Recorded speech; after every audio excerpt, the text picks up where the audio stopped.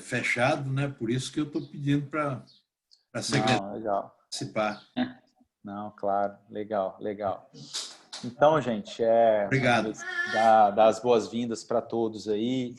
Esse é um projeto da Rede Empresarial, né, que a gente começou a conversa há uns 2, 3 meses atrás, e a cada semana a gente está tendo a oportunidade de entender melhor, né, os desafios que nós mesmos elegemos, que são os desafios que vão pautar as eleições esse ano e depois, né? A gente fala eleições, mas a gente sabe que, na verdade, esses assuntos eles vão ser a nossa pauta para os próximos prefeitos, né? E a gente tem que estar bem informado, a gente tem que qualificar o debate para quando a gente for debater os assuntos mesmo com os candidatos e futuros prefeitos, a gente tenha fundamento, né? A gente não esteja falando da boca para fora, a gente traga exemplos, a gente traga dados, principalmente, e é isso que a gente tem tentado fazer nesses encontros.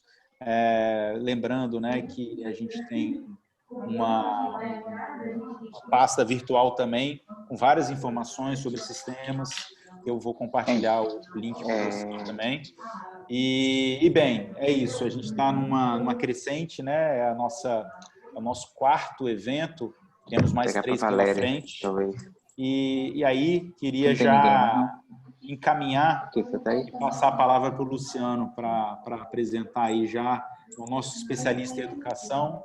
Olha que legal, né? A gente conseguiu convencer, vamos botar assim, o Luciano se convenceu de que a educação é prioridade, tanto para a educação como para ele, como para o país. E é um tema que ele tem cada vez mais se aprofundado e vai compartilhar para a gente aí um pouco desse desafio de pensar a educação e também focando nos municípios, né? Como que a gente, enquanto sociedade civil, pode atuar e mudar essa realidade. Então, Luciano, obrigado. É engraçado falar porque eu estou vendo ele daqui, mas a gente está em salas diferentes. Oi? Mas obrigado e vamos tocar.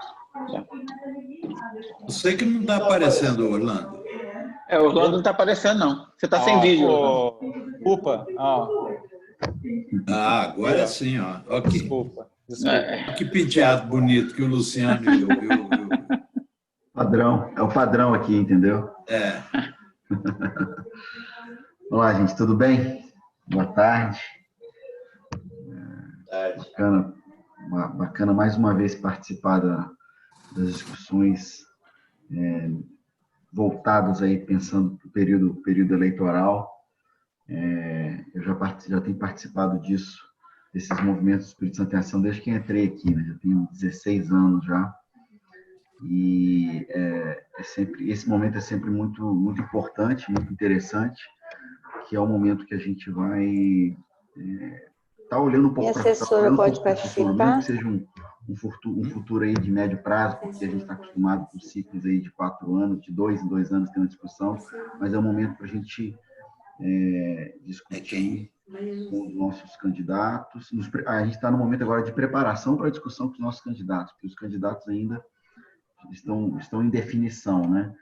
E esse ano, mais interessante até do que os outros anos, especialmente para a gente aqui que está tocando a área de educação, é de que a gente decidiu, assim como o movimento que a gente fez de dedicar uma estrutura para pensar a educação do Espírito Santo como um todo, a gente também, aproveitando esse projeto de diretrizes, para a gente também ter um momento dedicado, exclusivo, para debater e pautar o tema dos municípios.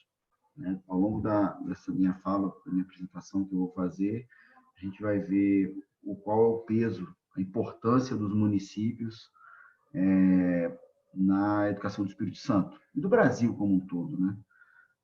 O Espírito Santo tem um peso muito grande ainda da rede estadual na educação básica, mas os municípios, eles têm, da educação pública do Espírito Santo, os municípios têm, eu gosto muito de falar assim, ele tem um papel fundamental, porque ele cuida principalmente ali das nossas crianças, na pré-escola, educação infantil, e uma das etapas mais importantes também da educação, que é o momento da alfabetização. A gente já falou um pouco disso. Tá todo mundo me ouvindo bem? Orlando, o áudio tá bom? Tá bom? Se eu estiver falando estiver muito baixo, pode dar o toque aí. Vamos lá, eu vou compartilhar uma apresentação, e a gente depois abre um espaço para uma discussão, para um debate. Estou aberto a perguntas. E lembrando assim, o que a gente está querendo fazer aqui agora é uma preparação, levantando alguns pontos. Existem vários, educação, universo de informações, de pontos, de temas, de debate muito grande, mas aqui são os pontos que a gente, enquanto Espírito Santo em Ação, entende que são prioritários e que são alavancas para o desenvolvimento do Espírito Santo no eixo da educação. Orlando, você precisa me autorizar aí, por favor.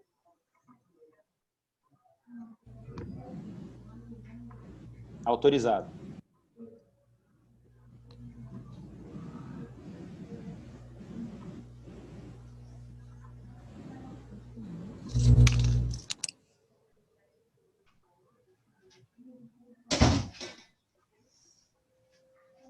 Bom, todos vendo a tela? Ok. Sim. Aqui. Bom, então, antes de entrar no primeiro slide, a gente vai falar de educação, mas, na verdade, a discussão hoje aqui é sobre desenvolvimento, né? Por muito, a gente que está nessa há alguns anos aí, enquanto Espírito Santo em Ação, entrando no debate de desenvolvimento econômico, da questão da produtividade, a gente percebe que, pelo menos uma percepção minha, de que o tema da educação ele não está sendo colocado no lugar que de fato ele precisa estar. O tema da discussão da educação precisa estar no centro ali das discussões de desenvolvimento do Brasil e do Espírito Santo, né? Eu afirmo com certeza, com tranquilidade, de que dificilmente o país, o Estado, a sociedade brasileira como um todo vai conseguir dar saltos e mudar de fato o patamar sem passar por uma transformação real na educação, e principalmente na educação pública, né? Onde não dá para pensar se a gente fazer, vamos dizer assim, esse resgate da sociedade como um todo,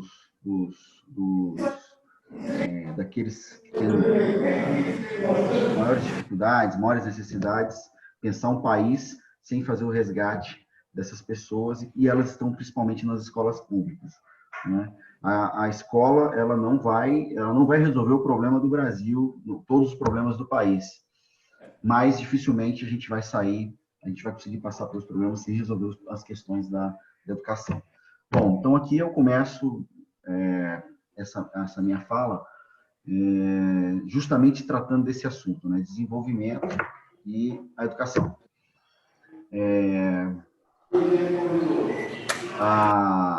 Esse gráfico aqui, ele é um resumo, é um material que foi publicado no documento do Todos pela Educação, a Agenda Educação Já, que foi uma construção que foi feita para o debate eleitoral presidencial, e eles trazem aqui um estudo da Universidade de Stanford, onde eles fizeram uma comparação ali de 50 países e a relação do desempenho na prova do PISA. PISA é a avaliação internacional ali de aprendizagem, né, com o crescimento, com o PIB per capita. E eles fizeram essa projeção ali de 1960 até o ano 2000, seguiram ali, é um estudo muito profundo, um estudo muito interessante, que de fato mostra assim, a relação direta entre o crescimento, o avanço ali de 100 pontos, vamos dizer assim, na escala do PISA, que tem como consequência um avanço médio ali de 2 pontos percentuais no PIB per capita.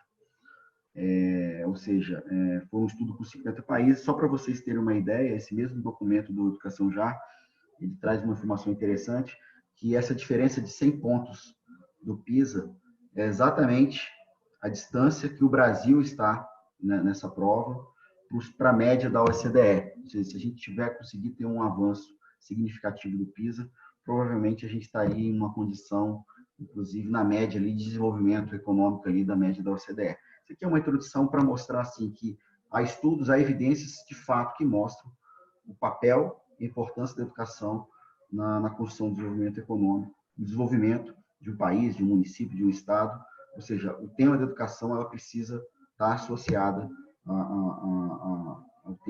aos demais assuntos sobre desenvolvimento, né? Uma outra abordagem muito interessante que reforça esse tema é o índice de capital humano. Esse índice de capital humano, desenvolvido pelo Banco Mundial, ele traz alguns aspectos que trazem um pouco sobre a produtividade do trabalho, né? E esse índice é composto por 3 grandes eixos ali que tem a ver com a sobrevivência das pessoas, ou seja, as pessoas precisam sobreviver, precisam viver para ter oportunidade de crescer e trabalhar. O papel da escola, da educação, ou seja, a contribuição da escolaridade, ajustados ali, além do acesso à escola, mas a qualidade, e a saúde, né? As pessoas precisam viver bem e com saúde. E, ao final disso aqui, gera um indicador ali que tem a ver com a qualidade, a produtividade do trabalho, ou seja, mais um indicador. Ou seja, então, esse índice, ele está avaliando ali quanto capital humano podemos esperar de uma criança nascida hoje até os 18 anos de idade, considerando-se os riscos relativos à saúde e educação precária em seu país. Então, em alguns números aqui, exemplificando isso, né? Esse índice reflete a produtividade de uma criança, como eu falei, nascida hoje, como trabalhador do futuro, comparada com o que seria se ele tivesse saúde total, educação completa e de alta qualidade, em uma escala uma escala de 0 a 1, sendo a 1 a melhor pontuação possível. Ou seja, um país, por exemplo, que tem um índice de 0,5 pontos, significa dizer que os indivíduos daquele país, aquele indivíduo ou indivíduos daquele país, eles estão na metade do seu potencial econômico futuro. Então, a gente está pensando nas crianças de hoje e como é que isso vai se refletir não só no indivíduo, mas no conjunto da sociedade. Um número interessante aqui, que esse número calculado por 50 anos traduz em profundas perdas econômicas, ou seja, uma produtividade de 50%, como está calculado nesse exemplo, significa uma perda econômica de 1,4% anual do crescimento do PIB. Então, a gente está falando de educação, a gente está falando de desenvolvimento aqui. Só mais um exemplo, né? Bom, dentro dessa lógica, olhando, aí vindo um pouco assim para números de Brasil, pensando nessa lógica de desenvolvimento, de educação, a gente pega tem um outro estudo muito interessante que foi feito por Ricardo Paes de Barros também, ele teve nesse ano aqui no Espírito Santo em Ação, numa reunião, e fez uma apresentação, e eu achei bem interessante trazer essa discussão para cá também. Esse gráfico aqui traz sobre a evolução ali, a média, né, da evolução da produtividade do trabalho, né, com dados ali em milhares de dólares, né, com a base ali de 2005. Ou seja, ele pega dados ali de 1950 até 2015 e vai vendo a evolução ali da produtividade do trabalho nesses países que estão ali, né? E a gente vai pegar a lista amarela aqui mostrando o Brasil, o quanto que a nossa curva aqui está estagnada. Ficou estagnada e continua estagnada, né? Aí você pega exemplo de outros países, por exemplo, a China, que veio num processo muito, e de repente ela dá um salto, e daqui a pouco está passando o Brasil, o Chile, países vizinhos nossos aqui, que também saíram de posições semelhantes, mas conseguiram dar saltos. A Coreia é um exemplo interessante que todo mundo fala. A Coreia e o Japão que saíram de números parecidos com o do Brasil, e eu falei Espírito Santo, mas do Brasil, conseguiram avançar. Apesar, por trás desse número aqui, ainda tem que o Brasil, apesar da produtividade estagnada, o Brasil incluiu. Ele fez um processo de inclusão para dentro da educação. Ele conseguiu aumentar ao longo dos anos, inclusive isso é um case interessante, um dos países que mais conseguiu fazer isso, de incluir, de ampliar a base de atendimento de escola e de aumentar a escolaridade média da sua população. No entanto, isso não significou avanço em termos de produtividade do trabalhador, do trabalho do brasileiro, né? Esse outro gráfico também desse mesmo estudo do Paes de Barros coloca, ele fica mais claro ali em cima, ou seja, ele pega dados ali, a evolução da escolaridade da população adulta e a produção do trabalho. Então, ou seja, estamos estagnados, literalmente estagnados, enquanto outros países avançaram. Todos esses países que tiveram um avanço também conseguiram ter avanços significativos quando a gente pega o PISA, o resultado do PISA como referência. São países que avançaram de maneira relevante nos resultados de educação medidos pelo PISA, e isso significou um aumento da produtividade do trabalho e, consequentemente, aumento do PIB e desenvolvimento econômico. Né? Bom, considerando aquele número que a gente pegou lá, daquele dado do Índice Capital Humano do Banco Mundial, qual é a nota, qual é a média do Brasil ali, né? A gente não está nos 50% de dezembro, a gente está com 56%.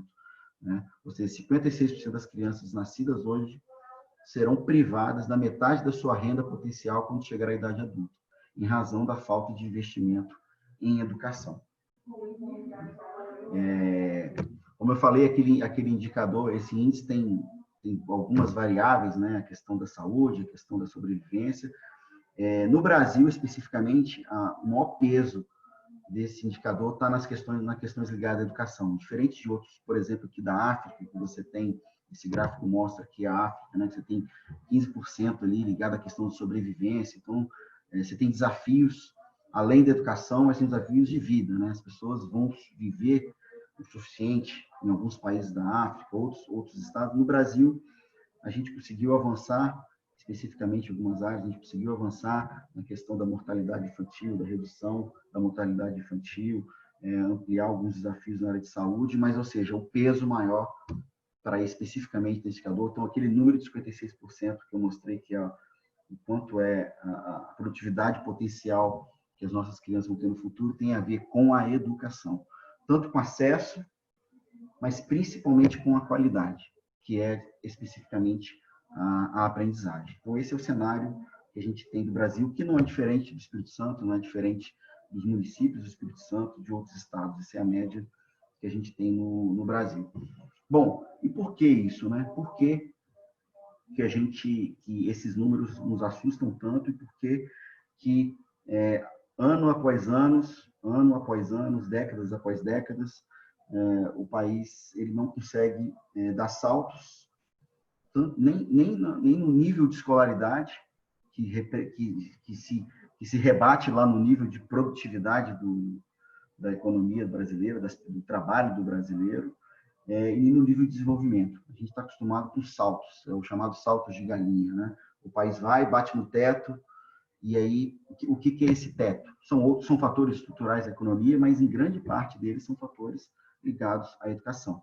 Esse gráfico aqui é muito interessante, porque ele também mostra, ele pega o quanto que o Brasil, a escolaridade, anos de escolaridade da população de 25 a 29 anos no Brasil, e faz um ajuste pela qualidade. Ou seja, eu tenho uma quantidade de escolaridade da minha população, mas se eu for olhar pelo lado da qualidade, o quanto de fato essa escolaridade que está registrada ali, ela significa em termos de pessoas com um aprendizado adequado, pessoas com uma educação adequada, né?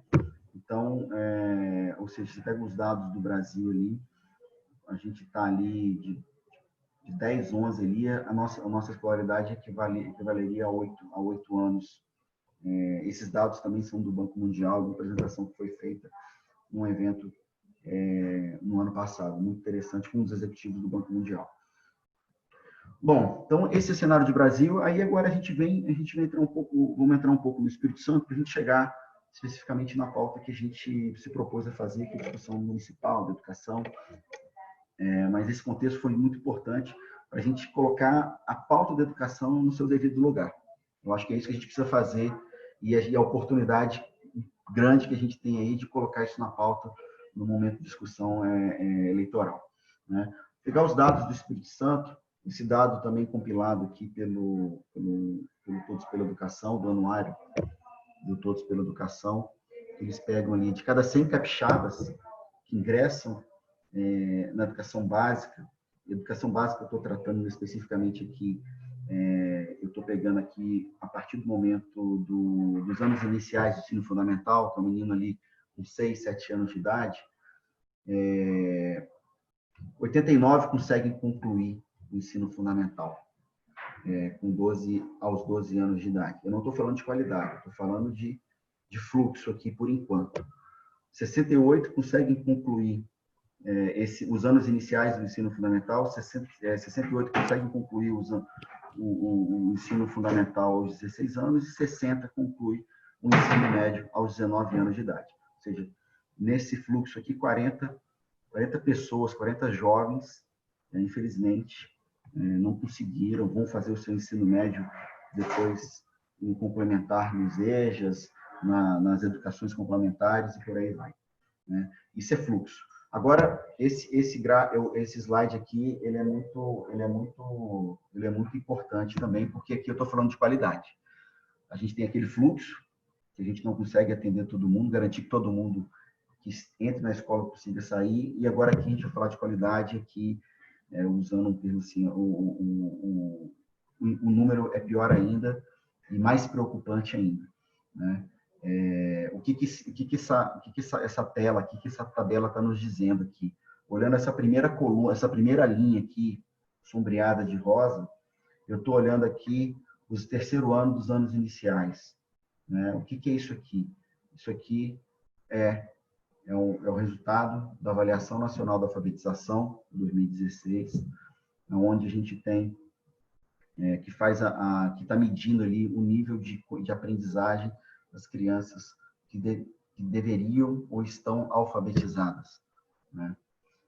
Aos 7, aos 8 ou 9 anos de idade, no terceiro ano. O que esse número nos traz? Esse número aqui são das escolas públicas do Espírito Santo. Né? Esse número diz que assim, arredondando aqui, 50% das crianças que concluem o terceiro ano do ensino fundamental na escola, elas são analfabetas. Ou seja, elas têm um nível de aprendizado, não estão plenamente alfabetizadas, a capacidade de leitura suficiente para tocar sua vida acadêmica e seguir a sua vida ao longo da sua trajetória escolar. Isso em leitura e matemática. Depois a gente passa para a linha de baixo, que a gente está falando aqui especificamente da conclusão dos anos iniciais. Né? Ali, a primeira eu estava avaliando até o terceiro ano. Só voltando um pouco aqui, esse número é do terceiro ano. Se a gente for olhar esse número para o segundo ano, e, na verdade, pelo que a gente acredita, que a idade certa para uma criança alfabetizada, que é o primeiro ano do ensino fundamental, aos 6, 7 anos de idade, esse número é maior ainda. Ou seja, a gente não consegue alfabetizar nossas crianças na idade certa. Quando a gente vai, então, voltando aqui para a segunda linha, a gente está pegando aqui o nível de aprendizagem adequada aqui nos anos iniciais. Então, a criança lá com 11, 12 anos de idade está terminando os seus anos iniciais. 40% das crianças estão ficando para trás em matemática e mais de 50% não tem capacidade, não tem um aprendizado adequado em matemática. Quando a gente vai para os anos finais, na linha de baixo aqui, esses números se agravam mais ainda. Né? Primeiro, que quase um terço dessas crianças que chegam no segundo ciclo, ali nos anos finais do ensino fundamental, estão com alguma defasagem, de no mínimo 2 anos de reprovação na sua vida escolar, ali, na sua trajetória escolar. E o aprendizado, por exemplo, de matemática, 20% das crianças, dos jovens, desses adolescentes que terminam ali, têm um conhecimento em matemática adequado. E aí isso vem, aqueles que sobrevivem chegam ao ensino médio, e os números são esses que estão aí, um quarto ali com defasagem, e um número impressionante da matemática, apenas menos de 10% dos jovens que concluem o ensino médio, esses dados são de Espírito Santo, têm um conhecimento adequado em matemática.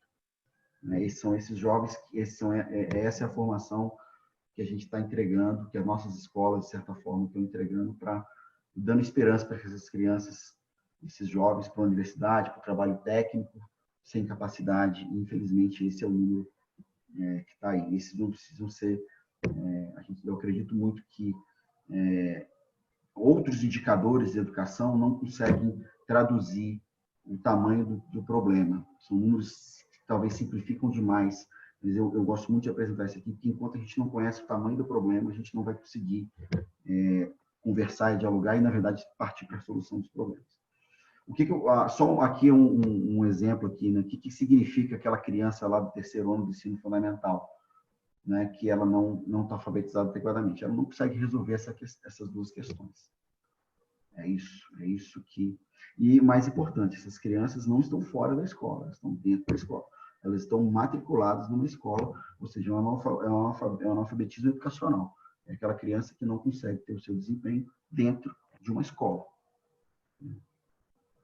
Bom, o que isso... Então, como que isso, no nosso objetivo aqui da educação municipal, né? O que é a educação municipal aqui no Espírito Santo e qual que é o peso disso para a gente pensar em soluções e pensar em mobilizações para resolver esse problema. Hoje, a educação pública, o Espírito Santo tem 832 mil matrículas públicas e privadas, 87% disso está nas escolas públicas. E, considerando as etapas ali, os anos iniciais e anos finais, o maior peso das matrículas estão nos municípios, estão nas redes municipais. As redes municipais, ela tem essa obrigação, mas quando a gente vai olhar em termos de capacidade financeira, de capacidade de recursos, é onde tem as maiores dificuldades. Então, esse é um grande cenário de problema que também, em grande parte, é o problema que a gente enfrenta, ou seja, as nossas redes municipais não conseguem entregar, assim como a rede estadual também, não consegue entregar a educação e a qualidade necessária para isso, para a gente avançar na educação, né? Esses números, eles preocupam, mas, por outro lado, a gente não tem só que olhar para o ruim, a gente também tem que olhar para aquilo que a gente sabe fazer com qualidade. Eu costumo dizer que o brasileiro sabe sim fazer educação de qualidade, e os exemplos estão aí espalhados por todo canto do país, né? Exemplos de políticas públicas de educação, mesmo nas dificuldades, nas adversidades, que conseguem sobreviver e conseguem principalmente continuar ao longo dos anos. Lembrando que a educação é um processo, é uma construção de longo prazo, assim como a nossa educação. Vamos pensar nós enquanto indivíduos, o nosso processo de acumulação de conhecimento, de competência e habilidades é um processo de longo prazo, um processo que precisa ter continuidade, assim como uma política pública de educação, assim como qualquer outra política pública. Ela precisa ter continuidade, ela precisa ter seu ciclo, ela precisa avançar, ela precisa evoluir, ela precisa inovar, ela precisa se adaptar às diversidades, mas ela precisa, acima de tudo, continuar. Ela não pode ser interrompida. E aonde a gente vê o que funciona é aonde a gente vê continuidade. Não que não tenham dificuldades, não tenham desafios, mas que é uma continuidade, é um conhecimento que vai se acumulando ao longo dos anos e, ao final, consegue entregar aquilo que é o papel da educação, que é a finalidade ali, que é a aprendizagem, desenvolver habilidades e competências das nossas crianças e dos nossos jovens. Eu trouxe aqui um exemplo do que eu estou falando, do que a gente sabe fazer. Aqui eu tenho três gráficos de IDEB, eu estou usando o IDEB aqui, dos anos iniciais do ensino fundamental de 3 cidades. Aqui eu estou pegando de cidades específicas que conseguiram fazer boas políticas de educação, conseguiram dar continuidade, conseguiram institucionalizar, isso é importante também, tanto com marcos legais, mas também envolvimento de famílias, envolvimento da sociedade como um todo, e botar a educação na centralidade como uma política prioritária desses municípios. Aqui são 3 exemplos. Aqui não são municípios do Espírito Santo, não são municípios de São Paulo, não são municípios de estados ricos, muito pelo contrário. O primeiro gráfico aqui é o gráfico de Sobral, que todo mundo ouve falar, né? O salto que avançou a educação de Sobral dos anos finais do ensino fundamental. Lá, de fato, existe uma política com continuidade, uma política que começou lá em 2000, a partir dos anos 2000, um diagnóstico profundo que aconteceu, e ali foi estabelecidos objetivos e metas, e houve uma continuidade dessa política, o resultado está aí. Hoje, lá, praticamente todas as crianças, por exemplo, são alfabetizadas no primeiro ano do ensino fundamental. O segundo slide aqui é de Jericoacoara, de Joca de Jericoacoara, um município que também está próximo de Sobral, ali no Ceará, e também pode ver o salto. Ela vinha numa trajetória ali, de repente o salto. E o outro município é Teresina, que também vem de repente, parece que ligou a chave lá e houve um salto importante de educação. Aqui a gente está falando dos anos iniciais do ensino fundamental. Uma outra política que a gente mostra também a nossa capacidade de fazer a coisa acontecer no Brasil é o caso do Ceará, do Estado, num programa, um regime de colaboração do Estado com os municípios daquele Estado, do Ceará. O Estado conseguiu mudar.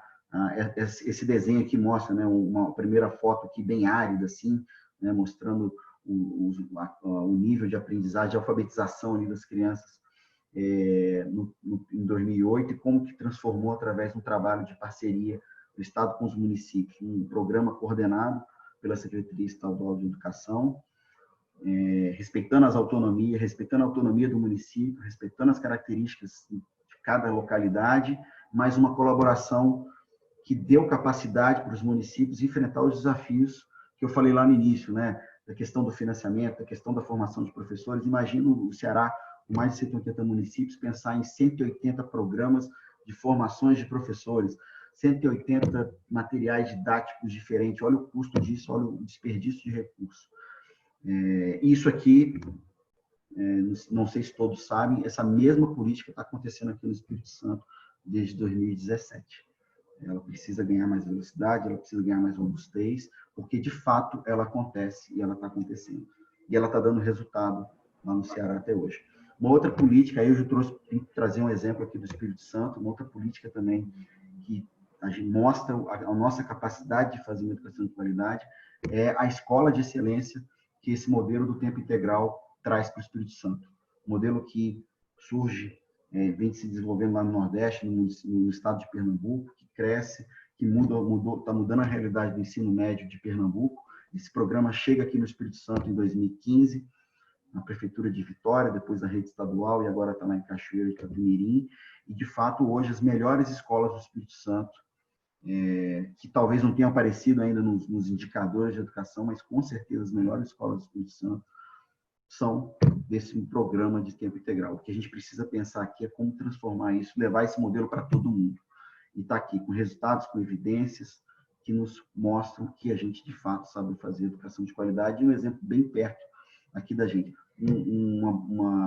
Quando a gente olha para a lógica dos municípios, por exemplo, o tempo integral é uma boa política que a gente pode pensar para os anos finais do ensino fundamental. Uma etapa da educação onde a gente tem grandes transformações ali da própria vida desse adolescente que está numa transição de etapa da vida dele, um momento que ele ganha mais autonomia em relação à família, mas é um momento que ele vai evadir, é um momento que ele vai abandonar a escola, é um momento que ele vai reduzir sua capacidade de aprendizagem, e a escola, e esse modelo do tempo integral é um modelo que acolhe essa criança, esse jovem, que ajuda ele a sonhar o projeto de vida dele, ajuda a fazer todo um trabalho para que ele continue na escola, porque criança fora da escola não aprende. E criança numa escola onde você tem professores dedicados, professores com uma qualidade de trabalho melhorada, professores com formação continuada, ou seja, professores preparados para garantir aquele direito fundamental daquela criança, daquele jovem. Bom, aí caminhando aqui para as conclusões aqui, o que a gente, enquanto Espírito Santo em Ação, por que a gente fez esse cenário? A gente, enquanto núcleo de educação, que a gente está disposto a fazer agora nesse momento de eleições. A gente definiu as nossas prioridades, aquilo que a gente entende que no médio e longo prazo são alavancas para a mudança da educação do Espírito Santo. Existem eixos transversais ao que eu vou falar aqui agora, que estão dentro dessas políticas, mas a gente precisa escolher aquilo que a gente tem capacidade de mobilizar e de articular, e principalmente aquilo que já está acontecendo, fazer com que continue e com que avance. Então, aqui, a educação infantil, primeira infância, existe esse tema, a gente está começando, enquanto Espírito Santo em Ação, a se aprofundar nele, entender nele, mas existem iniciativas muito interessantes no Brasil, existem cases no Brasil de como avançar, mas, principalmente, existem instituições no país que estão se dedicando a entender a esse mundo. Eu estou falando aqui, existe uma plataforma hoje chamada Plataforma da Primeira Infância Primeiro, que traz 9 recomendações do que os municípios devem priorizar, devem olhar nessa fase importantíssima da educação de 0 a 3 anos, que é a creche, que é muito além do que botar a criança repositório de criança, é um momento importantíssimo na vida, na formação humana dessas crianças, dos 0 a 3 anos, e o 4 a 5 anos, que é, vamos dizer assim, a pré-alfabetização. A política de alfabetização na idade certa, o PAIS, Programa o Pacto pela Aprendizagem do Espírito Santo, que já hoje já tem lá praticamente todos os municípios aderidos ao programa, sob a coordenação da Secretaria de Estado de Educação. Esse programa precisa avançar, esse programa precisa entrar dentro da vida, da rotina dos municípios.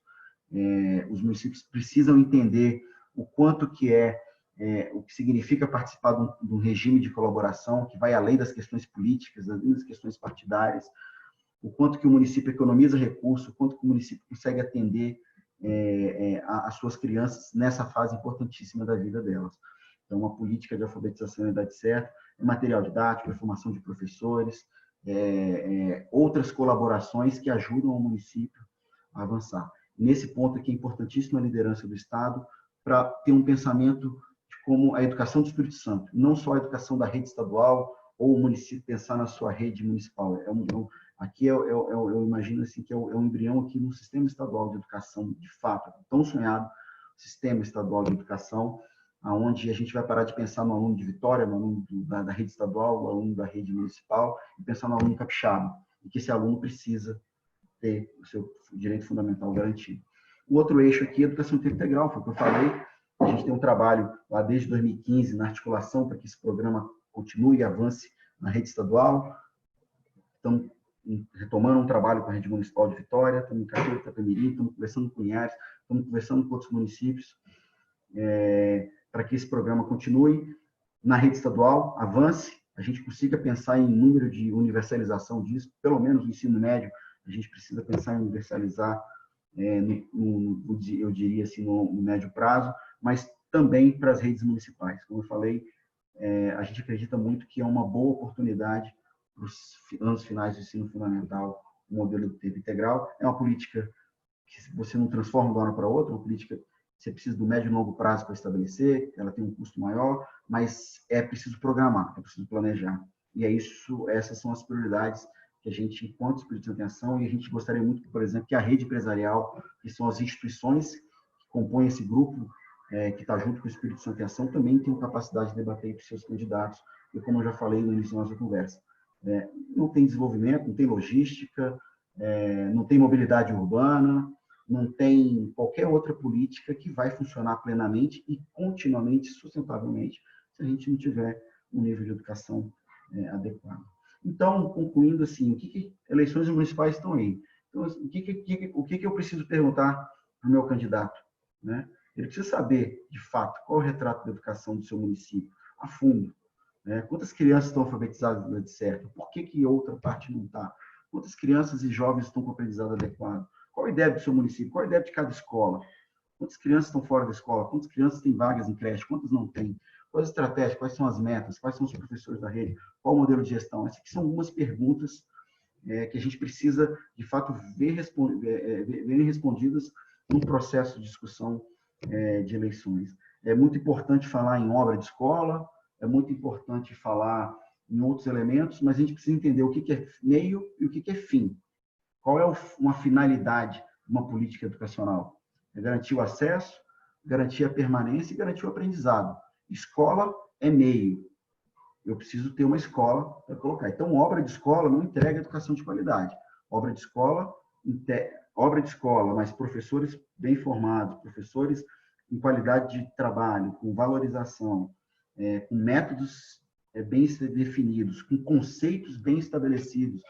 Por exemplo, o que é alfabetizar uma criança na idade certa, o que não é bem estabelecido, aí sim entrega. Então, o que a gente precisa discutir é resultados finalísticos, né? E não se conformar simplesmente com projetos de obras, com projetos que não tragam um horizonte. Para quê? Para que a gente possa se envolver, porque a educação também não é só papel do prefeito, não é só papel do secretário de educação. A educação é o papel nosso, a gente aqui enquanto Espírito Santo em Ação, enquanto sociedade civil organizada, mas eu também enquanto cidadão. Então, a gente precisa saber para onde a gente vai e qual é a nossa contribuição. Então, a grande proposta que a gente traz aqui é essa discussão, porque, para fechar aqui, a frase marcante que precisa incomodar todos nós, que eu falei lá no início. De 5 em cada 10 crianças de 8 e 9 anos de idade dentro da escola são analfabetas. Até quando a gente vai conviver e conviver com essa tragédia silenciosa, com essa crise que está na nossa vida, do dia a dia, a gente não consegue nem se incomodar com ela. Eu falo assim, de maneira geral, porque a gente não vê avanço. Então, essa é a grande. 5 em cada 10 crianças com 8, 9 anos de idade são analfabetas dentro da escola. Então, eu concluo aqui com um slide também muito importante, que são os nossos patrocinadores aqui do nosso eixo de educação, que vem nos ajudando desde lá de 2015 a, por exemplo, estar aqui fazendo essa discussão, mas também acompanhando e se colocando como uma instituição querendo levantar o debate, mas também contribuir, ajudar através da nossa mobilidade, que é de articular conhecimentos, articular pessoas, articular recursos e debater o tema da educação. Então é isso. Então, agradeço e estou à disposição para um debate. Luciano, muito obrigado. Eu acho que essa visão inicial que você passou para a gente, né, da conexão entre a educação e o desenvolvimento, acho que é muito importante, porque não raro a gente vê que na hora de discutir temas e pautas mesmo, né, a educação, por ser longo prazo, por não trazer aquele resultado imediato, ela pode ser literalmente não priorizada, né? E quando a gente coloca essa vinculação da educação com o resultado, crescimento, riqueza, melhoria da qualidade de vida, que tudo está associado ao desenvolvimento, acho que é muito importante. Então, eu vou abrir agora, eu só queria combinar umas regras com todo mundo que está aqui, né? Se vocês puderem manter todo mundo no mudo, eu vou fazendo o microfone no mudo, eu vou fazendo a mediação daqui. Quem quiser falar pode levantar a mão. Alexandre, eu já vi você, mas faz no sisteminha aí para ficar marcado aqui na ordem também. Raise hand, aqui tem aqui embaixo, em muitos lugares tem 3 pontinhos. E erguer a mão. Se não tiver, eu já estou anotado você também. E aí eu vou passar a palavra para o Rimaldo, que é o nosso diretor responsável, inclusive, por esse projeto, para ele fazer uma fala e já emendar com a pergunta. Queria aproveitar a oportunidade para elogiar o trabalho que o Luciano está fazendo com a equipe dele, com a Lara. Eles têm feito um trabalho árduo, um trabalho evangelista, né, de conscientização, buscando parceria, buscando apoio, levantando essa pauta, trazendo o quão grave é isso e quanto ela precisa ser tratada de maneira prioritária. Os resultados estão acontecendo aí, e eu queria trazer, a partir dessa experiência que o Luciano tem vivido e tem trazido sempre para dentro dos debates no Espírito Santo em Ação, em toda e qualquer oportunidade que ele tem para falar, 2 questões rápidas. Se aponta ali, Luciano, que perguntas a gente deveria fazer? A gente tem a experiência lá, como o case de Sobral, especificamente no Ceará, mas a gente aqui, como sociedade civil organizada, como dirigentes empresariais, qual é o primeiro passo? Né? Lá você fala, tinha um desafio, fizeram um diagnóstico, fizeram o município. Qual que é o primeiro passo que o município precisa dar nesse horizonte de transformação, né, tão urgente que a gente tem? E a outra, dentro desse desafio, o que se pode fazer em 4 anos? É possível mudar a realidade do município, né, na educação do município, com uma gestão só, na medida que existe todo um trabalho de elaboração? Como é que são essas conexões para fazer essa transição, para que a gente possa, nas conversas que a gente vai ter com os candidatos, ser bastante direto em relação à nossa expectativa e o que a gente está brigando? Obrigado, Rinaldo. Bom, eu acho que o primeiro passo é o que a gente tem visto, assim, o que a gente sente falta, foi o que eu falei ali. Qual é o diagnóstico real ali da educação do município? É só construir escolas? A gente precisa olhar só para a infraestrutura? Qual é o nível de educação que o município está entregando, né? Como é que está ali? Ou seja, esse diagnóstico vai trazer os aspectos de gestão, vai trazer os aspectos pedagógicos ali, como é que as coisas estão acontecendo dentro da secretaria, dentro da sala de aula, né? E de forma geral, enquanto rede. Então, eu acho que eu vou pegar um exemplo aqui, que vamos falar de Sobral de novo aqui, né? É bem interessante como começa a história deles. Começa com um grande diagnóstico. A chegar à conclusão que lá em 1996, 97, com a criação dos fundos, com a criação de algumas referências da educação, os investimentos foram feitos e os resultados não vieram. Então, chegaram, metade das nossas crianças continuam analfabetas. O que a gente precisa fazer? Então, precisa definir estratégias. Um diagnóstico com algumas estratégias. Foi o que eles fizeram lá. Gestão educacional, valorização do magistério e aprendizagem, o foco lá no aluno. Então, é preciso ser um plano que olhe para a entrega finalística ali, que eu preciso impactar os indicadores de aprendizagem, de acesso e aprendizagem da educação. A sua segunda pergunta, me falhou aqui. Se em 4 anos dá para mudar a realidade. Bom, eu acho que tem professores aqui, tem educadores aqui, tem secretários aqui que sabem disso, vivem isso mais do que eu. Você alfabetizar uma criança e alfabetizar ela em 1 ano. Se você tiver um objetivo ali, eu quero alfabetizar minha criança na hora que ela entrar no primeiro ano do ensino fundamental, ela vai terminar esse ano alfabetizada. Impacto, a gente precisa pensar no ser humano ali. Isso, para mim, é impacto. Isso, para mim, é entrega. Então, é possível, sim, gerar impacto em 4 anos.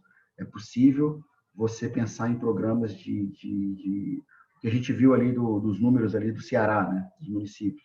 Você pegou em 5 anos ali, você conseguiu estabelecer um programa de parceria ali de estados e municípios que botou os municípios em outra trajetória no que diz respeito à alfabetização na idade certa.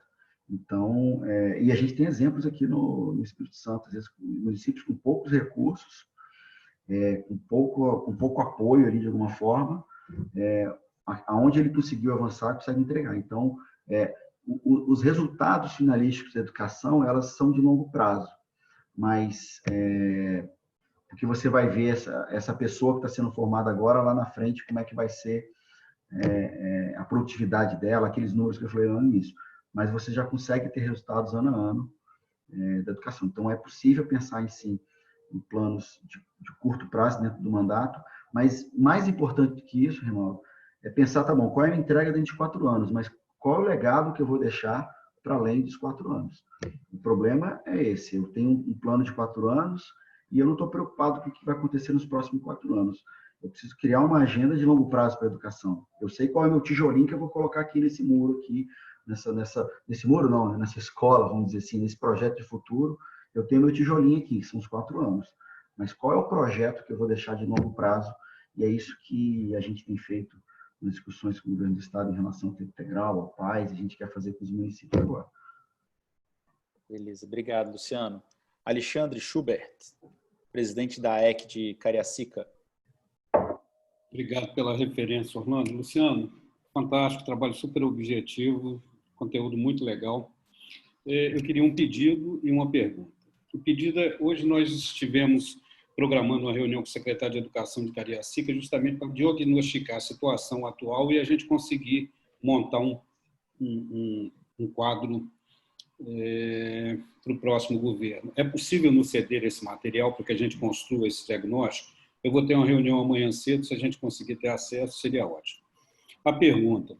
Eu acompanhava a discussão há umas 2 semanas de um grupo de professores de Cachoeiro e Guarapari, Cachoeiro principalmente, uma reclamação. A escola de tempo integral, eles estão com dificuldade de manter alunos a partir dos 13, 14 anos, em virtude da necessidade da migração para o mercado de trabalho. O sujeito precisa sair para trabalhar. Isso é diagnosticado? Alguma solução para isso aí? Obrigado. Sobre as informações, à disposição. A gente fez um mapeamento dos 78 municípios, com mais indicadores do que a gente tratou aqui. A gente pega aspectos aqui, por exemplo, que eu não falei da questão do professor, da questão do rendimento e por aí vai, está à disposição. À disposição, vou encaminhar isso. Concluindo aqui, a gente já te encaminha já para você se preparar para essa conversa. O Zé Roberto, que está aqui, exatamente embaixo, inclusive, do seu quadradinho aqui. Bom, sobre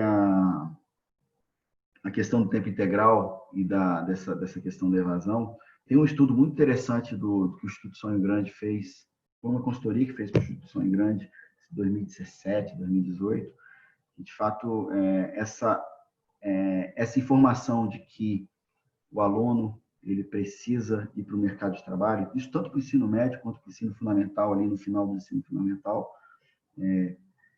a gente precisa separar o que é, de fato, a criança, o jovem que, nessa idade, que está trabalhando, daquilo que é a expectativa do trabalho. Então, o que a gente mais tem, na verdade, é a expectativa do trabalho. Então, na expectativa do trabalho, ele opta, talvez, a família opta, talvez, ali, por não ir para uma escola de tempo integral. Mas isso é um processo que é uma construção também de longo prazo mudar. Ele precisa entender que ele precisa ter expectativa em relação ao futuro dele.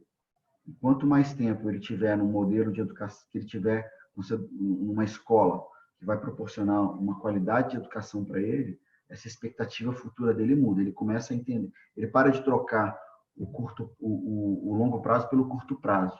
Mas isso é um processo cultural, mudança cultural que precisa ser feita.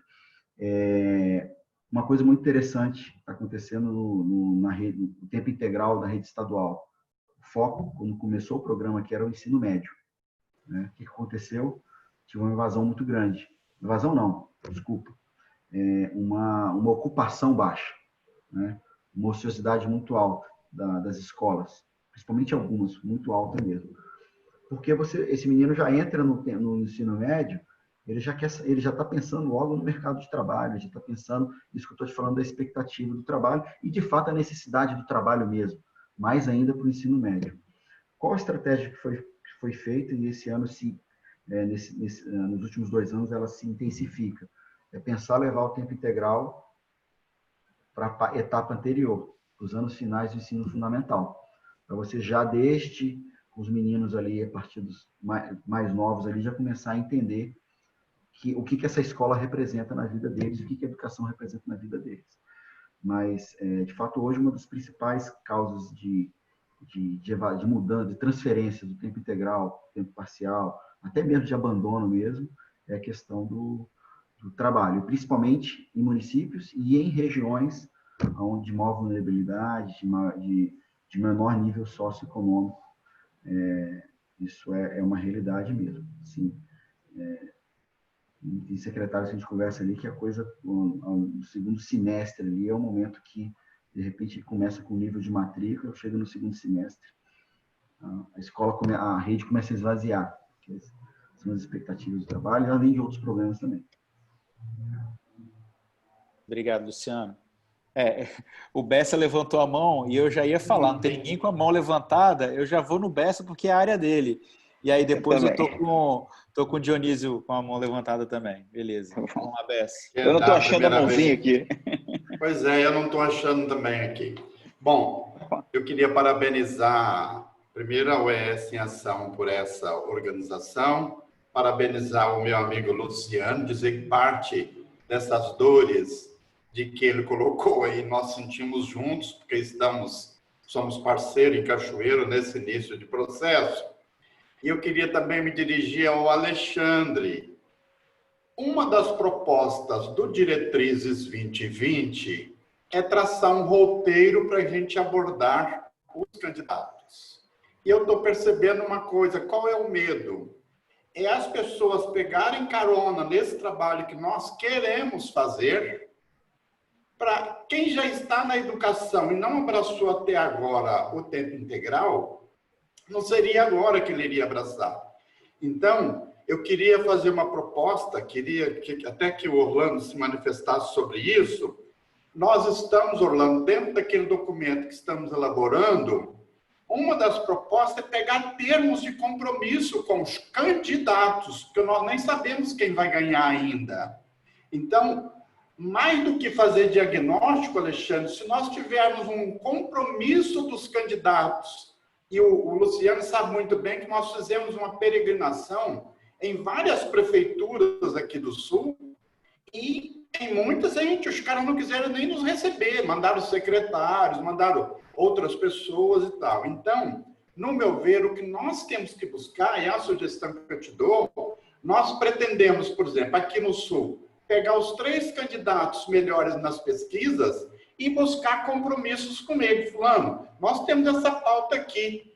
Você se compromete com isso? Por exemplo, educação de tempo integral, no teu caso, que lidera o processo aí em Cariacica, educação de tempo integral é ponto forte para a gente. Você assume um compromisso conosco de definir esse tema, de fazer diagnóstico? Por que eu estou dizendo isso? O tempo é muito curto. Nós temos basicamente o quê? 60 dias, não mais que isso. Então, se nós não tomarmos cuidado, as pessoas que estão no poder vão se apoderar disso para os seus programas de governo. Por que não aceitaram até agora? Então, eu queria sugerir que entrasse no diretriz, sabe, Alexandre? Entrasse no diretriz alguma proposta nesse sentido e a gente buscar, não só na educação, mas tem outros temas que vocês estão nos provocando para sair, que a gente busque termos de compromisso com os candidatos que estão se destacando, para a gente ter a garantia de que esse tema vai ter sequência lá na frente. Quero também dar um outro depoimento muito interessante que aconteceu aqui na minha cidade, que foi o primeiro lugar que a gente partiu para essa experiência municipal. Nós conseguimos, na virada do ano, ampliar, nós tínhamos uma meta de 5 escolas, conseguimos implantar em 2 e tínhamos uma meta de mais 3. Quando nós fomos partir para as outras 3, se o Luciano deve se lembrar bem disso, nós tivemos que fazer um recuo estratégico, porque houve uma campanha aí de forças contrárias, infelizmente nos municípios a gente tem isso, que o tempo integral iria tirar a criança do trabalho, que é isso que o Luciano acabou de levantar, que as famílias iriam se privar, quer dizer, uma série de questões que são inverdades. Então, no meu ver, eu acho, viu, Luciano, aproveitar esse tempo que nos resta, é o início, toda essa parte de programa, para poder também dar o máximo de assessoria a esses municípios interessados. Por exemplo, eu tenho aqui pelo menos mais 3 municípios que estão no nosso radar para a gente expandir. Mas aí o que eu preciso agora? É um compromisso dos candidatos para que ele comece a pensar nesse tema e naqueles candidatos que estão se destacando. Então, eu queria dizer isso. E porque eu vejo o seguinte, o tempo integral só ocorre se houver vontade política de fazer do prefeito. Eu não sei se o Luciano se lembra da nossa peregrinação, e aonde o prefeito não compra a ideia, a coisa não acontece. E agora, voltando mais uma vez ao Alexandre, agora é o momento oportuno da gente pegar essa carta na manga para a gente ter condição de puxá-la lá na frente, porque nós sabemos que até 15 de novembro, o ideal é fazer com que todos os candidatos que estão se despontando apliquem e se interessem por esse tema. Uma outra coisa que eu observei aqui também, a relação família-escola. Eu acho que nós vamos ter, que aprofundar nesse tema, porque em muitos casos, se a família não se interessa, ela cria obstáculo para não manter. Eu tive casos aqui de criança sendo transferida de uma escola para outra porque a família não comprou a ideia. Então, esse ainda é um processo que nós temos que aperfeiçoá-lo. São essas 3 contribuições que eu queria dar. Não sei se elas são pertinentes. Como são dores que eu sinto aqui, estou trabalhando com ela, eu gostaria de compartilhar com os colegas e com a estruturação do projeto. Legal, Luciano, só para a gente organizar aqui, a gente já vai passar um pouquinho da hora programada, que era 1 hora, né? Que todo mundo já se planejou para isso. Eu vou mediar aqui. Dionísio, vou pedir licença, como o Alexandre foi citado, vou dar uma parte para ele. Aí depois volta no Dionísio, e aí, Luciano, você já faz o encaminhamento, fazendo uma análise aí de tudo que eles falarem. Ok. Bessa, obrigado pela contribuição. O nosso projeto é exatamente esse. Só que a gente está tentando fazer um diagnóstico e bastante claro, com indicativos claros, para quando se montar uma carta compromisso dos candidatos, a gente ter métricas muito definidas e não temas genéricos a serem colocados. Então, a gente vai falar sobre educação, estabelecer as perguntas que faremos no debate, quais os índices atuais da prefeitura, para que, quando a gente trace essa carta compromisso, ele esteja com métricas bastante claras. Obrigado. Tá? Ótimo. Vamos lá, Dionísio.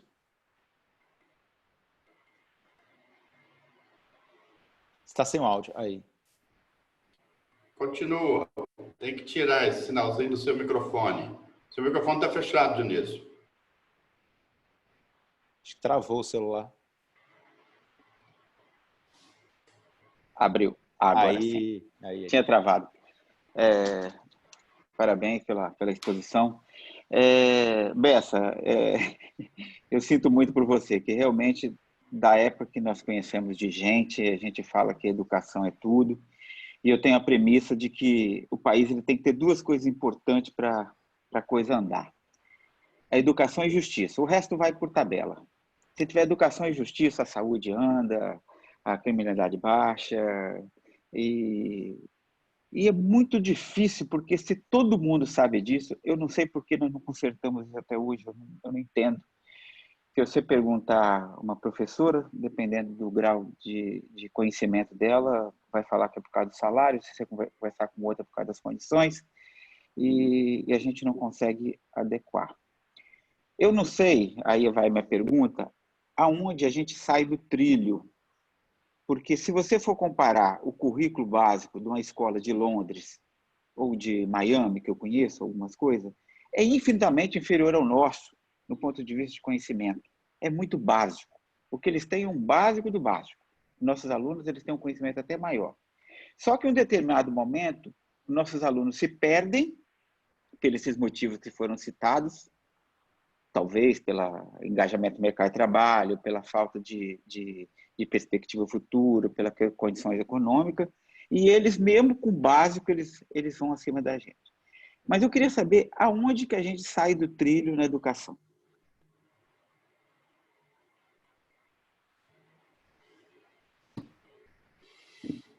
Pergunta boa. Acho que eu vou passar ela para o Zé Roberto. Está vivendo isso na pele lá. Acho que primeira coisa, assim, pegando aquela fala que eu fiz dos objetivos ali, né, da educação, da política educacional, né? Então, primeiro você precisa garantir que que essas crianças, esses jovens tenham acesso. Precisam ter acesso à escola. Lá na creche, para quem precisa ter a vaga na creche, educação pré-escola obrigatória, você precisa garantir aquele momento ali da pré-alfabetização, vamos dizer assim, ou seja, você precisa que ele continue na escola, ele precisa estar lá dentro da escola, o menino não vai aprender de fato fora da escola, você precisa garantir a aprendizagem. Então, o que está envolvido nisso aí tudo? Ou seja, não é uma resposta simples, mas o que você precisa garantir para que essas três etapas, esses três objetivos aconteçam, né? Então, você tem fatores de dentro da escola, então você precisa ter um currículo, por exemplo, lá você deu exemplo de outros países aí, o currículo é assim, tudo bem, não importa qual que é, ele precisa aprender aquilo ali, lá em Londres, etc., é um currículo, como você falou, ele precisa ter um currículo, ele precisa ter professor que entenda o que precisa ser, o conhecimento que precisa ser transferido, ele precisa saber transferir, além de saber, ele precisa transferir. Então, você precisa ter professores bem formados, professores com formação continuada ali. Você precisa pensar na gestão dessa escola. Então, você precisa saber o que está acontecendo dentro da sala de aula. Você precisa saber qual é o nível de aprendizagem. Se o indivíduo, se aquela criança, aquele jovem aprendeu o que tinha que aprender naquele dia, naquela semana, naquele mês, naquele ano.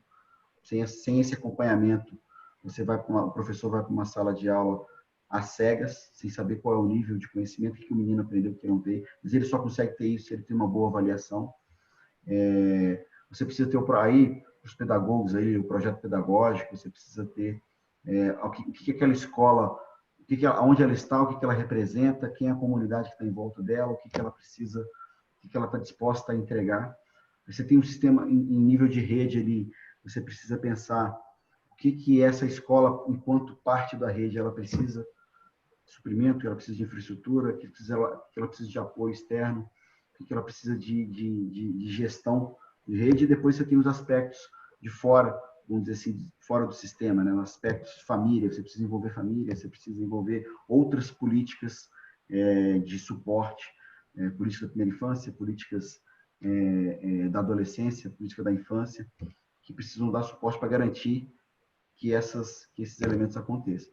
Então, a fórmula mágica, por que aprende ou não, envolve assim, o mais interessante disso tudo, dessa complexidade, é que no final isso tudo precisa garantir a coisa mais simples, que na minha opinião é a coisa mais simples que existe na educação, é aquela relação aí do professor com o aluno, com o conteúdo que precisa ser transferido, a aprendizagem que precisa ser dada ali. Então, tudo isso que eu falei aqui precisa garantir que a coisa aconteça dentro da sala de aula. Se todas as outras coisas viram prioridades ou tomam caminhos diferentes, você não vai conseguir garantir a relação professor-aluno dentro da sala de aula ali, para que essa criança aprenda, tenha um aprendizado adequado. Então, essa complexidade toda para garantir a coisa simples. Assim, o ser humano, ele consegue transferir conhecimento, conteúdo desde que ele existe, desde que ele tenha a capacidade de fazer isso. Então, dentro da escola também não é diferente. Você precisa garantir o que vai acontecer dentro da sala de aula aconteça de fato.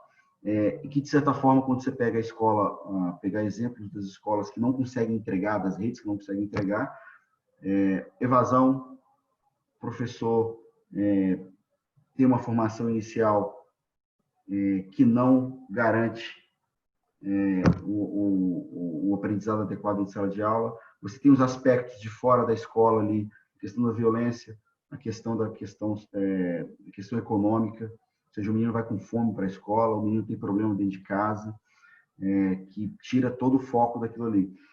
Você tem uma escola que tem, às vezes, uma gestão não eficiente, às vezes você tem um gestor que foi escolhido politicamente, ou então que foi escolhido por um processo eleitoral não tão bem feito, que ele assumiu compromissos com o meio mundo para se garantir enquanto diretor, e o único compromisso que ele não vai conseguir atender é da aprendizagem desse aluno. Então, se a gente não olhar para o sistema como um todo, assim, a gente não garante esse processo que é simples, mas não é, mas que é essa relação ali do aluno dentro de sala de aula com o professor e com os seus colegas, né? Porque a aprendizagem também ela acontece através dessa interação. Então, eu diria que são esses aspectos que interferem. Só como um exemplo interessante, o menino alfabetizado na idade certa. A gente precisa garantir que essa criança seja alfabetizada lá aos 7 anos de idade. Pode parecer estranho, esquisito, mas nem todo professor que está dentro de sala de aula sabe como garantir esse processo de aprendizagem e alfabetização dessa criança naquele momento. Ele não foi formado para isso. É estranho falar isso, mas ele está dentro de sala de aula, mas ele não está preparado para aquele ambiente de sala de aula.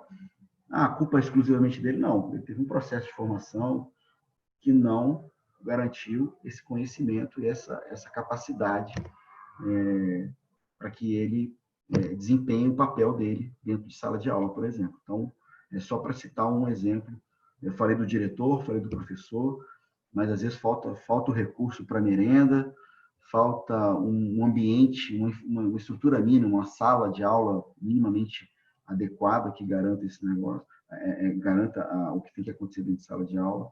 Então, provavelmente, essa é o que nos diferencia aí de outras localidades, de outros países. Quando você vai num local onde numa rede ou numa escola onde você vê esse fluxo acontecendo, esse processo de fato, esses direitos sendo garantidos, você pode observar que minimamente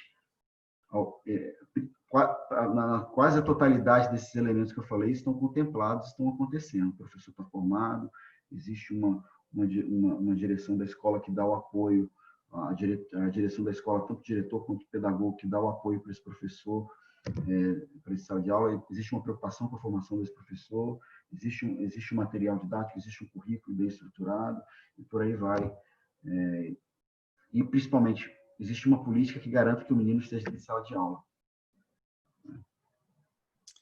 Obrigado, Luciano. Pessoal, infelizmente, né, o assunto é muito cativante, mas a gente tem nosso horário, mas aqui fica um compromisso nosso, né, Luciano? Quem quiser aprofundar esse tema, quiser mais informação, quiser dados, a gente tem um relatório de BI com dados de vários temas que foram escolhidos pela rede empresarial, inclusive a área de educação. Eu mandei para o Alexandre agora, em breve vou mandar para todos aqui que eu tenho contato, mas vou deixar aqui também no link, né, aqui no chat, quem quiser acessar.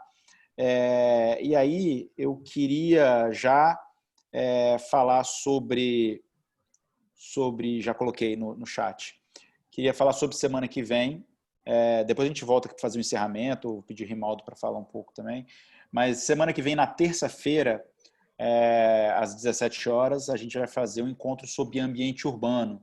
A gente está trazendo uma especialista, hoje ela é secretária, não sei se é Aracaju, mas ela já passou por várias prefeituras lidando com questões relacionadas a PDU, PDM, limpeza urbana, até a área de saneamento, para ver, né, porque muitas vezes essas questões aí de zeladoria do município, questões relacionadas a planejamento do município, elas são muito importantes para o desenvolvimento econômico também. Então, na terça-feira, às 17 horas, a gente traz a Shirley Dantas para falar com a gente. Rimaldo, eu vou pedir você aí para fazer uma fala de encerramento e já deixo aqui o agradecimento mais uma vez ao Luciano. Eu, como fã, amigo, compadre do Luciano, fico muito feliz vendo essa apresentação, porque é resultado de muita pesquisa, de muito trabalho, de muito esforço. A equipe de educação está toda aqui, a Ione, a Poliana, a Lara. É muito legal ver que esse eixo do Espírito Santo em ação, ele está literalmente redondo, ele está rodando, está levando informação, está trazendo conhecimento e usando essa informação e esse conhecimento para mudar, de fato, o mundo, né? Mudar a realidade de pessoas ao nosso redor. Então, parabéns mesmo, Luciano, pelo trabalho e por compartilhar esse conhecimento com a gente aqui. Eu agradeço, obrigado pela oportunidade. E acho que, como você falou, a gente está num processo de construção, inclusive do conhecimento, para atingir nosso objetivo lá, que a gente quer, de fato, mobilizar esse tema, a importância desse tema, né? Nesse momento específico agora de eleições, mas também, principalmente, pós esse momento, né? Ou seja, acompanhar, monitorar e principalmente apoiar, debater, estar junto ali para a gente avançar. Obrigado. Luciano, queria, em nome de todos aqui, agradecer a testemunha do esforço dessa equipe, né, com esse trabalho que vem sendo feito. Pude fazer uma viagem com você, com Orlando, para São Paulo, e vi o respeito que o Estado, pelo trabalho que está sendo feito no Espírito Santo, capitaneado por você. Há uma série de atores muito importantes. Isso confirma aí a qualidade do que está sendo feito, né? Tem questões que eu queria fechar, falando aqui para essa nossa rede, falando como Espírito Santo em Ação, a importância da gente trazer essa pauta como algo prioritário, né? Às vezes a gente tem dificuldade todo mundo sabe disso, mas na hora de tratar isso como pauta, ela vai para o final da fila e a gente não transforma o que a gente precisa. E a gente tem um problema sério aqui, falando como lideranças empresariais, esse dado absurdo que é a nossa produtividade está estagnada há 20 anos. Quando a gente vê o exemplo do Ceará, e que já começa a dar retornos, eles começam a ter outra ordem de problema. No ano passado, acho que 2018, foi o estado que mais aprovou alunos no ITA, né, no vestibular do ITA. Passou São Paulo, aprovou 5 vezes, 4 vezes mais do que o estado do Rio de Janeiro. Então, eles começam a ter hoje um outro tipo de desafio, né? Porque você começa a transformar a realidade, você tem muita qualidade ali, começa a ter outra natureza, outro ambiente de negócio acontecendo pelo investimento na educação. E hoje o esforço deles é criar uma ambiência para essas pessoas ficarem lá, porque os outros estados têm que buscar esses profissionais que estão sendo criados. Então, a gente precisa tratar disso, porque a transformação do Estado, um novo ciclo de desenvolvimento, passa por essa qualidade na educação, para a dignidade e para a nossa prosperidade. Então, agradeço, Luciano e toda a equipe, agradeço a todos da rede das redes empresariais aqui, que estão participando e entenderam isso, e reforço a importância desse trabalho de diretrizes, né? Está sendo muito interessante, Bessa tem dado muitas contribuições, Alexandre, a gente tem conversado com todo mundo, e é interessante como esse projeto ele é construído de maneira colaborativa, e a gente vê durante o processo já com uma dinâmica diferente de vir aperfeiçoando esse projeto, né? Da importância que ele tem no momento que a gente está vivendo. Então, a gente tem que celebrar esse momento aqui e agradecer a todos e desejo bom final de dia aí para todo mundo e espero todo mundo na semana que vem, né, Orlando? Para a gente, com mais um tema importante para a gente. Isso aí. Hoje, daqui a pouco, a gente já começa a fazer a divulgação oficial. Luciane, responsável pela nossa comunicação, já está preparando já o convite. E aí seria interessante vocês compartilharem na rede de vocês também, né? Então a gente está tendo um público assíduo interessante, é o pessoal que realmente participa na rede empresarial, e aí quanto mais gente puder compartilhar e fazer parte dessa discussão, melhor, né? Que aí quando for conversar com os candidatos, depois com os eleitos, vai ter mais gente para conversar sobre esse assunto.